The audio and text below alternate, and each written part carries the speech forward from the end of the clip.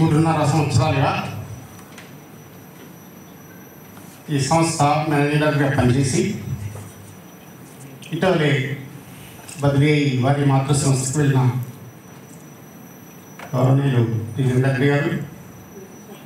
అదేవిధంగా మన సంస్థకు కొత్తగా వచ్చిన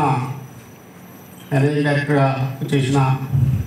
కే శ్రీలక్ష్మి ఐఏఎస్ గారికి, అదేవిధంగా వేదికమైన పెద్దలు, ఈ కార్యక్రమానికి హాజరైన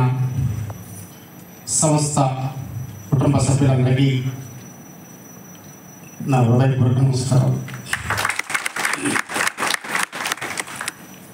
మేడం గారు చెప్పినట్టు గత 66 సంవత్సరాల క్రితం ఏర్పడి మంచిగా ఎదుగుతూ ఉమ్మడి ఆంధ్రప్రదేశ్లో ఒక పెద్ద పేరోజీ సంస్థగా పేరుంది. తెలంగాణ రాష్ట్రం వచ్చిన తర్వాత కూడా గత 10 సంవత్సరాల్లో అన్ని విధాలా అన్ని రకాలుగా కూడా ఈ సంస్థ ఎంతో పురోభివృద్ధి చెందిన విషయం మనందరం కూడా గమనిస్తూ ఉన్నాం. దానికి కారణం ఈ సంస్థలో పనిచేస్తున్న మీ అందరూ, అదేవిధంగా ఈ సంస్థకి ఎవరైతే మేనేజింగ్ డైరెక్టర్గా, అదేవిధంగా చైర్మన్గా, అదేవిధంగా ఆఫీసర్స్గా, మరి ఈ సంస్థకు సంబంధించిన మంత్రులుగా ఉన్న వారి సహాయ సహకారాలతో మీరందరూ చేసిన కృషి ఈ స్థాయికి తీసుకొచ్చిందని చెప్పి పూర్తిగా విశ్వసిస్తూ ఉన్నాం. రాబోయే రోజుల్లో కూడా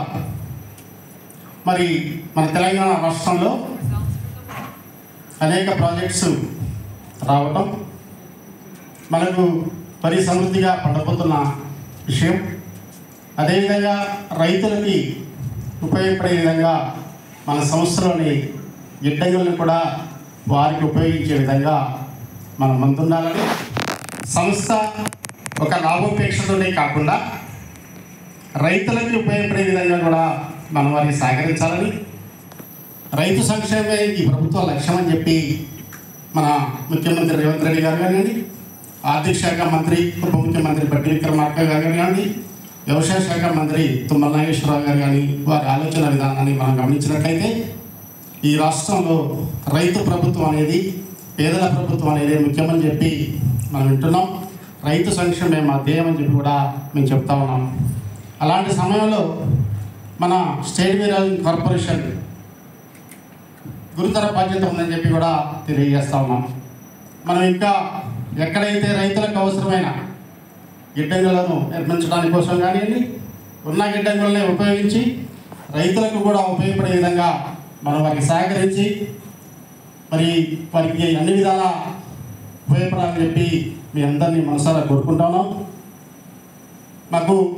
ఈ సంస్థకి కొత్తగా వచ్చిన ఐఏఎస్ ఆఫీసర్ గారు సహకారంతో,